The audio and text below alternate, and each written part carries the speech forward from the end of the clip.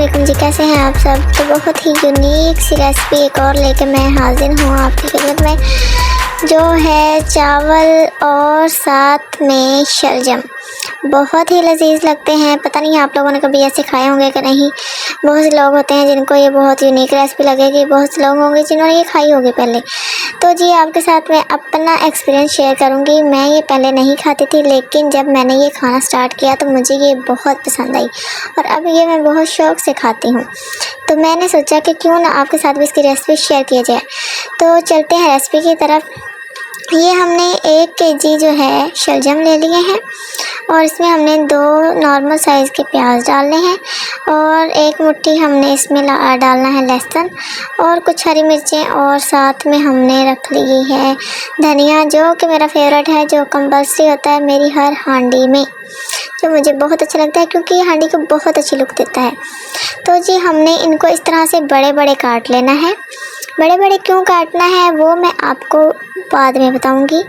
और इस वीडियो में इन जो शलजम होते हैं इनको एक कड़वाहट होती है इनके अंदर, उस कड़वाहट को ख़त्म करने का एक राज, एक सीक्रेट आपको मैं शेयर करूंगी, जो कि बहुत आपके लिए पॉजिटिव साबित होगा, बहुत वैल्यूएबल साबित होगा। इसलिए आपने वीडियो को एंड तक लाजमी देखना है। तो जी हमने प्याज को बिल्कुल लाइट सा ब्राउन करना है, बिल्कुल थोड़ा सा ब्राउन। और उसके बाद हमने एज़ यूजुअल नमक, मिर्चें और हल्दी डालने के बाद साथ ही हमने गरम मसाला थोड़ा सा और थोड़ा सा सूखा धनिया जो है वो पीस के शामिल कर लेना है। ये देखिए इसका बहुत खूबसूरत लाइट सा कलर आ रहा है क्योंकि हमने इसमें लाल मिर्चें ज़्यादा ऐड नहीं की, थोड़ी सी ऐड की हैं। आप अपने टेस्ट के हिसाब से ऐड करना क्योंकि हर बंदे का अपना टेस्ट होता है। कुछ स्पाइसी पसंद करते हैं, कुछ लाइट पसंद करते हैं, लेकिन मैं आपको ये कहूँगी कि इसमें आप लाइट मिर्चें ही रखें। तो जी ये देखें, इसको हमने अच्छे से भून लेना है, अच्छे से भूनना है हमने। और उसके बाद इसमें खुला पानी डाल देना है। लाइक अगर हमारे पास 1 केजी शलजम थे तो हमने इसमें तकरीबन 2 केजी पानी शामिल किया है और उसके बाद हमने प्रेशर में इनको पकाना है। जी हाँ, इसको हमने प्रेशर में पकाना है।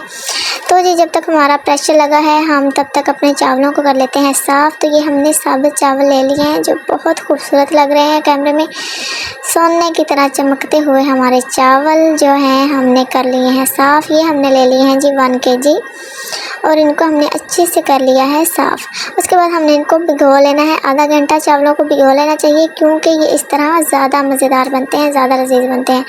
ये देखें जी, ये है इसका राज, ये है हमारा गुड़।